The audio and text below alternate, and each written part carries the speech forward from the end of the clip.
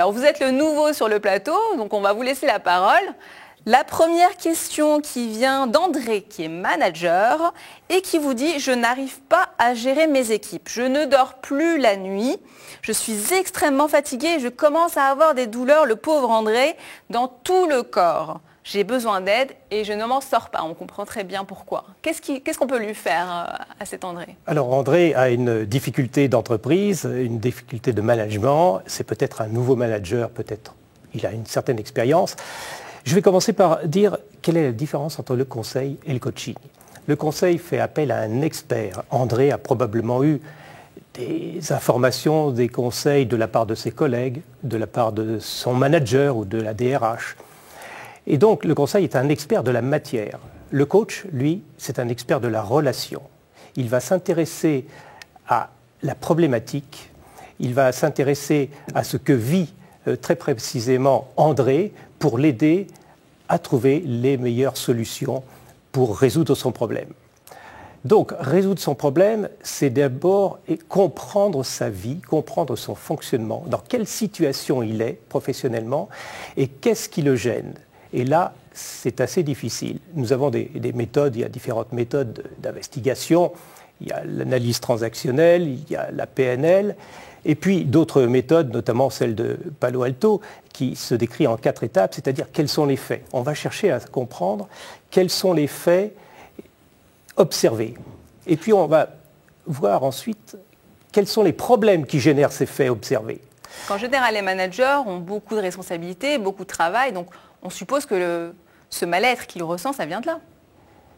Le mal-être ressent de son impossibilité ou de sa difficulté à prendre en main l'ensemble de ce management. Comment est-il devant les équipes?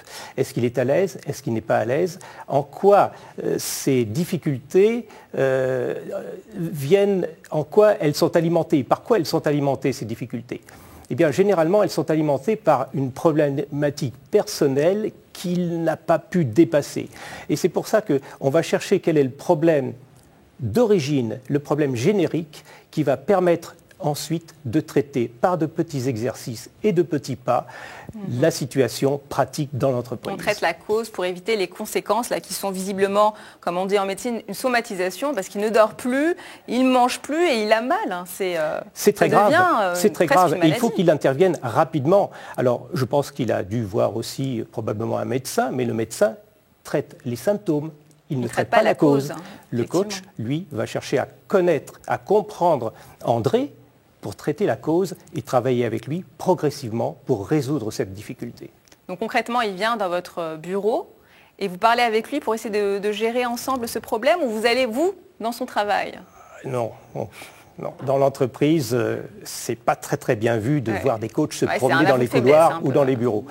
Néanmoins, ce qu'il fait, c'est que l'on va trouver les petits pas à faire, on va peut-être pratiquer quelques exercices et progressivement, il prendra confiance en lui pour résoudre cette difficulté, parce que le problème de fond, c'est la confiance et c'est les habitudes, ce sont les habitudes anciennes qui reviennent, de crainte, de fuite.